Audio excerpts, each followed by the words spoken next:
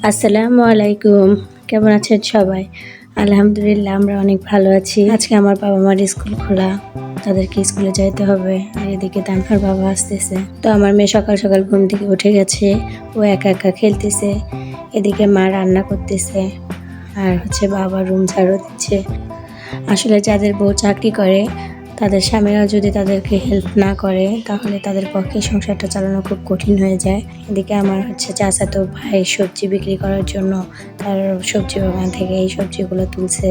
তো বাবা মা খাওয়া দাওয়ার পর রেডি হয়ে গেছে স্কুলে যাওয়ার জন্য। তারা স্কুলে চলে যাচ্ছে। তো আমারও খুব খারাপ লাগতেছে, একা একা থাকতে হবে। তো বাবা মা চলে যাওয়ার পর আমি তানহার জামায় কাজ করে দিব। তো সেই কাজটা নিয়ে বসলাম। তো এখন বাজে দুপুর 3টা। আমার মেয়ের বাবা চলে এসেছে। তো আমার মেয়ে তার বাবাকে দেখে প্রথমে অন্যদিকে চোখ ঘুরিয়ে নিয়েছিল, পরে আবার ওর বাবার দিকে তাকায় আছে তো আছে। তো তানহার বাবা ফ্রেশ হয়ে এসে তানহাকে কোলে নিল। তারা বাপ মেয়ে গল্প করতেছে। এদিকে আমি তানহার বাবার জন্য খাবারটা রেডি করে দিলাম। ও দুপুরের খাবারটা খেয়ে রেস্ট নিল। মা আবার বিকেলে তানহার বাবার জন্য ভাপা পিঠা বানাইলো। তো আজকের ভিডিও এই পর্যন্তই।